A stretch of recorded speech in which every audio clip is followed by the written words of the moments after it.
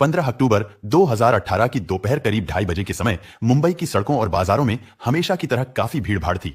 इसी दौरान अंधेरी के मिल्लत नगर से एक ओला कैब रवाना हुई, जिसमें एक 19 या 20 साल का लड़का बैठा हुआ था, जो शकल से काफी घबराया हुआ लग रहा था। उसने ओला कैब सांता क्रूज एयरपोर्ट जाने के लिए बुक की थी, लेकिन एयरपोर्ट जाने के बजाय वह कुछ देर मुंबई के जोगेश्वरी, गोरेगांव और मलाड की सड़कों पर इधर-उधर घूमता रहा। लेकिन फिर मलाड के माइंड स्पेस इलाके में पहुंचकर उसने कैब रुकवाई और वहां कैब ड्राइवर को किराया दिया और कहा कि वो यहां अपने दोस्त का इंतजार करेगा और फिर वह दोनों मिलकर ऑटो से एयरपोर्ट जाएंगे। उसके पास एक बड़ा सूटकेस था जो कैब की डिक्की में रखा हुआ था, तो उसने ड्राइवर से कहकर अपना सूटकेस बाहर निकलवाया। जब ड्राइवर ने उस सूटकेस को उठाया तो उसे लगा कि इसका वजन कुछ ज्यादा ही है, यानी उसका वजन इतना था कि शायद उस लड़के के खुद के वजन से भी भारी लग रहा था। ड्राइवर ने किराया लिया और गाड़ी आगे बढ़ा दी, लेकिन थोड़ी ही दूर जाने के बाद ही ड्राइवर को अजीब सा महसूस होने लगा। असल में वो लड़का उसे शुरू से ही थोड़ा अजीब लग रहा था, क्योंकि पहले तो उसने एयरपोर्ट जाने के लिए कैब बुक की, लेकिन फिर बिना किसी ठोस वजह के अलग अलग जगहों पर इधर उधर घूमता रहा और अब वह भारी भरकम सूटकेस लेकर माइंड स्पेस के पास उतर गया, जो कि एकदम सुनसान इलाका था।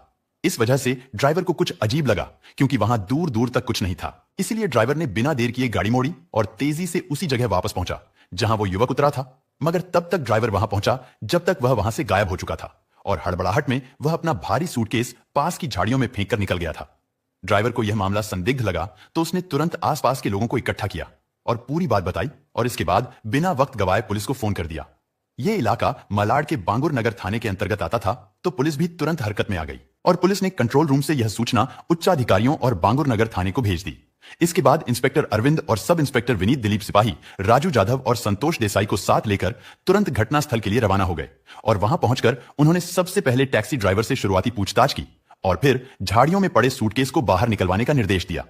जब पुलिस ने मौके पर मौजूद लोगों के सामने सूटकेस को खुलवाया तो वहां खड़े सभी लोग हैरान रह गए, क्योंकि जब सूटकेस खोला गया तो अंदर एक युवती की लाश मिली, जिसकी उम्र लगभग 20 से 21 साल रही होगी।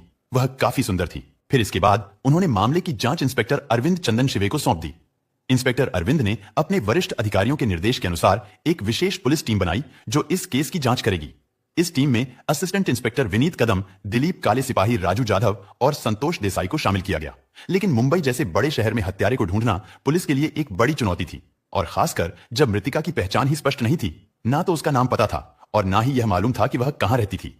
इस मामले में कैब ड्राइवर ही पुलिस की मदद कर सकता था, इसलिए उसे भी अपनी टीम के साथ रखा गया। मुंबई पुलिस, जिसे स्कॉटलैंड पुलिस के बाद दुनिया में दूसरी सबसे बेहतरीन पुलिस माना जाता है, इसीलिए पुलिस ने इस केस की मर्डर मिस्ट्री को भी महज 4 घंटे के अंदर सोल्व कर लिया, क्योंकि पहले पुलिस ने ओला कंपनी से बुकिंग नंबर की जानकारी ली और घटनास्थल के आसपास लगे सारे सीसीटीवी कैमरों की फुटेज को खंगाला और ओला कंपनी के रिकॉर्ड से हत्यारे का नाम और फोन नंबर मिल गया, जिससे पुलिस को उसे पकड़ने में कोई दिक्कत नहीं हुई।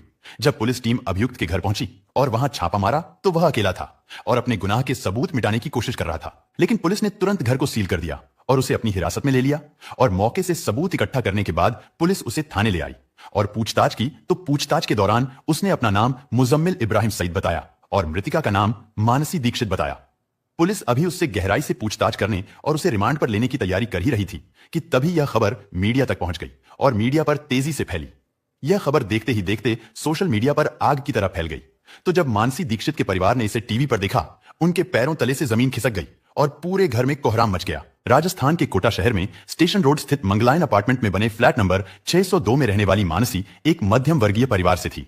उनके पिता रेलवे वर्कशॉप में नौकरी करते थे। परिवार में माता पिता के अलावा 2 बेटियां थीं। बड़ी बेटी दीक्षा और छोटी बेटी मानसी थी।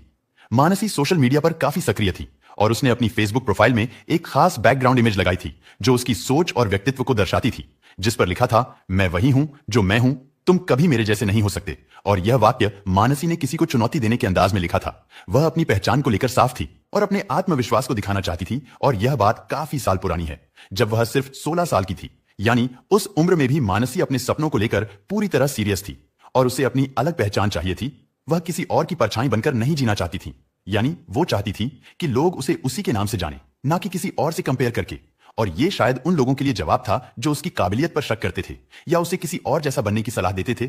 सोशल मीडिया पर उसकी एक से बढ़कर एक ग्लैमरस तस्वीरें थीं जो उसके कॉन्फिडेंस और अलग स्टाइल को दिखाती थीं। इतना ही नहीं, बल्कि वह मिस कोटा भी जीत चुकी थी। लेकिन मिस कोटा जीतने के बाद उसे जो छोटे मोटे मॉडलिंग के काम मिलने लगे थे, वो उसे ज्यादा खुशी नहीं दे पाए, क्योंकि उसका सपना बस मॉडलिंग तक नहीं था। उसे तो बॉलीवुड में बड़ा नाम कमाना था और ये सपना पूरा करना है तो मुंबई जाना ही पड़ेगा। ये उसे अच्छे से पता था और आखिरकार मार्च 2018 में उसका यह सपना भी पूरा हो गया। यानी मुंबई की एक प्राइवेट कंपनी एके टावर्स फाइनेंस ने उसे काम के लिए बुलाया और इस मौके को उसने बिना किसी देरी के स्वीकार कर लिया। मुंबई पहुंचकर उसने अंधेरी के शास्त्री नगर में किराए पर एक कमरा लिया और वहीं रहने लगी। लेकिन अपने खाली समय में वह अब भी सोशल मीडिया पर काफी सक्रिय रहती थी।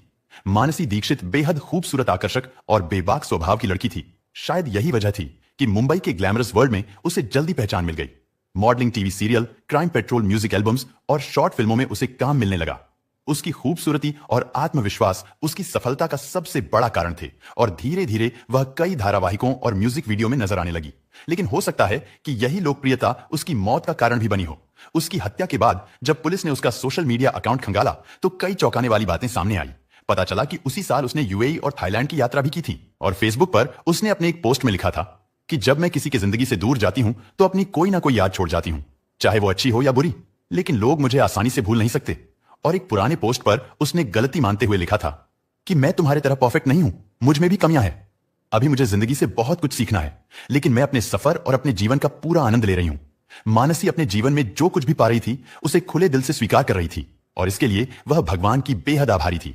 इससे साफ जाहिर होता था कि वह एक खुश मिजाज और खुले विचारों वाली लड़की थी। उसे नए दोस्त बनाना और अपने दोस्तों के साथ घूमना फिरना और मस्ती करना बहुत पसंद था। इसके साथ ही वह अपने करियर को लेकर भी काफी गंभीर थी। अपने परिवार से भी उसे बहुत प्यार था और वह उनकी अहमियत को अच्छी तरह समझती थी। मानसी जहां अपने सपनों की ओर आगे बढ़ रही थी, वहीं दूसरी तरफ मुजम्मिल इब्राहिम सईद नाम का एक शख्स उसकी जिंदगी में एक मुश्किल बनकर आने वाला था। मुजम्मिल 19 साल का एक लड़का था जो हैदराबाद का रहने वाला था। मुजम्मिल के पिता सिराजुल सईद पहले मर्चेंट नेवी में इंजीनियर थे, लेकिन रिटायरमेंट के बाद उन्होंने मुंबई के जोगेश्वरी इलाके में मिल्लत नगर स्थित अल अहद नाम की एक इमारत की दूसरी मंजिल पर एक फ्लैट खरीदा और वहीं अपने परिवार के साथ रहने लगे। सिराजुल सईद एक रईस खानदान से ताल्लुक रखते थे जिनके पास हैदराबाद में एक बड़ी हवेली और काफी जमीन जायदाद थी। उन्होंने अपने इकलौते बेटे मुजम्मिल को बड़े प्यार से पाला। उनके दिल में हमेशा यह ख्वाहिश थी कि मुजम्मिल अच्छी शिक्षा प्राप्त करे और एक प्रभावशाली व्यक्तित्व विकसित करे। वह चाहते थे कि उनका बेटा बातचीत में प्रभावशाली हो और समाज में सम्मान पाए, लेकिन मुजम्मिल को पढ़ाई में बिल्कुल भी रुचि नहीं थी। इसी वजह से जब वह पढ़ाई में ध्यान नहीं दे रहा था तो उसके पिता ने उसे 5वीं कक्षा के बाद हैदराबाद में उसकी नानी के पास भेज दिया ताकि वह वहां रहकर अपनी पढ़ाई जारी रखे। नानी के स्नेह और देखभाल में वह ग्रेजुएशन पूरा कर पाता, लेकिन इससे पहले ही उसकी नानी का निधन हो गया। मुजम्मिल को सोशल मीडिया और बॉलीवुड से बेहद लगाव था, ठीक वैसे ही जैसे मानसी को था। इसीलिए जब उसने मॉडल मानसी दीक्षित की तस्वीरें देखी तो उसके मन में हलचल मच गई और वह उसे लेकर तरह तरह के ख्यालों में खोने लगा। मुजम्मिल ने मानसी से दोस्ती करने और उसे प्रभावित करने के लिए अपना एक शानदार प्रोफाइल बनाया और उसे सोशल मीडिया पर अपलोड कर दिया। फिर दोनों में दोस्ती हुई और दोनों के बीच सोशल मीडिया पर लगातार बातचीत होने लगी, जिससे उनकी दोस्ती गहरी हो गई। मुजम्मिल ने मानसी से कहा कि वो एक सक्सेसफुल मॉडल है और मॉडलिंग की दुनिया में उसका अच्छा नाम है। दोनों की दोस्ती बढ़ी तो मुजम्मिल घूमने के बहाने अपनी मां के साथ मुंबई आ गया। वहां उसने अपने दोस्त की मदद से मानसी से मुलाकात की। इसके बाद धीरे धीरे दोनों मिलने लगे। कभी किसी बिजनेस सेंटर में तो कभी किसी कैफे में घंटों साथ वक्त बिताते। इसी दौरान उनकी दोस्ती और गहरी होती गई और दोनों एक दूसरे के काफी करीब आ गए। फिर घटना वाले दिन सुबह 11 बजे जब मुजम्मिल की मां अपनी एक सहेली से मिलने घर से बाहर गई तो उसने मानसी को एक मॉडलिंग कंपनी के लिए फोटोशूट कराने का झांसा देकर अपने फ्लैट पर बुला लिया। मानसी को लगा कि यह उसके करियर के लिए अच्छा अवसर हो सकता है, इसलिए वह उसके फ्लैट पर पहुंच गई। फिर वहां पहुंचने के बाद मुजम्मिल ने पहले इधर उधर की बातें की और फिर अचानक उसने मानसी के सामने शारीरिक संबंध बनाने की इच्छा जाहिर की। इसके बाद उसने जबरदस्ती अश्लील हरकतें करने की कोशिश की, लेकिन फिर मानसी ने इसका विरोध किया और वहां से बाहर जाने की कोशिश करने लगी। और जैसे ही वह दरवाजे की ओर बढ़ी तो डर के मारे मुजम्मिल ने पास रखा एक स्टूल उठाया और उसके सिर पर दे मारा। फिर स्टूल लगते ही मानसी के सिर से खून बहने लगा और वह फर्श पर गिरकर बेहोश हो गई। यह देखकर मुजम्मिल घबरा गया और कुछ पल के लिए उसे मानसी के लिए बुरा भी लगा, तो उसने तुरंत पानी लाकर मानसी के चेहरे पर छींटे मारे ताकि वह होश में आ जाए। लेकिन जैसे ही मानसी को थोड़ा होश आने लगा तो मुजम्मिल डर से कांप उठा। उसके दिमाग में बुरे ख्याल आने लगे। उसे लगा कि अगर मानसी पुलिस के पास पहुंच गई तो उसका भविष्य बर्बाद हो जाएगा। इस वजह से मुजम्मिल के दिमाग में खलबली मची हुई थी। उसे समझ नहीं आ रहा था कि अब क्या करे। यानी पुलिस, जेल और हथकड़ी की कल्पना ने उसे अंदर तक हिला दिया था। तो डर और घबराहट में उसने एक खतरनाक फैसला कर लिया और अपनी सुरक्षा के लिए उसने घर में रखी एक रस्सी उठाई और मानसी का गला घोंट दिया। उस वक्त उसकी मां पड़ोस में अपनी सहेली के घर गई हुई थी, लेकिन वह कभी भी लौट सकती थी। मुजम्मिल के पास ज्यादा समय नहीं था, तो जल्दबाजी में उसने मानसी के शव को रस्सी सहित एक ट्रैवल सूटकेस में डाल दिया ताकि किसी को शक ना हो। उसका दिल जोर जोर से धड़क रहा था, हाथ कांप रहे थे, लेकिन अब वह पीछे नहीं हट सकता था। इसके बाद उसने लाश से पीछा छुड़ाने की प्लानिंग की और झट से एक ओला कैब बुक कर ली। कैब आते ही उसने ड्राइवर से मदद लेकर भारी सूटकेस डिग्गी में रखवा दिया, लेकिन सांता क्रूज एयरपोर्ट जाने के बजाय वह कोई सुनसान जगह तलाशने लगा ताकि वहां शव फेंक सके। काफी देर तक इधर उधर घूमने के बाद उसे मलाड में माइंड स्पेस के पास एक वीरान इलाका मिल गया। मौके का फायदा उठाकर उसने सूटकेस वहीं फेंक दिया और फटाफट अपने घर लौट आया। घर पहुंचते ही सबसे पहले उसने फर्श पर पड़े खून के दाग अच्छे से साफ किए ताकि किसी को कोई शक ना हो। लेकिन पुलिस ने जब मामले की जांच शुरू की और मुजम्मिल को गिरफ्तार किया तो उसने खुद को बचाने के लिए बार बार बयान बदलने की कोशिश की। वो पूछताछ में पुलिस का ठीक से सहयोग भी नहीं कर रहा था, लेकिन जब पुलिस ने थोड़ा दबाव बनाया तो आखिरकार वो टूट गया और अपना जुर्म कबूल कर लिया। पूरी जांच के बाद इंस्पेक्टर अरविंद चंदन शिवे ने मुजम्मिल के खिलाफ धारा 302 और 201 के तहत केस दर्ज किया। इसके बाद उसे न्यायिक हिरासत में आर्थर रोड जेल भेज दिया गया। तो दोस्तों, अब इस घटना के बारे में आपकी क्या राय है? अपनी राय कमेंट बॉक्स में जरूर बताइए।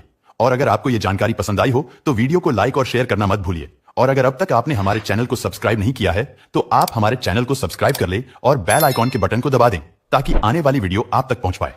धन्यवाद।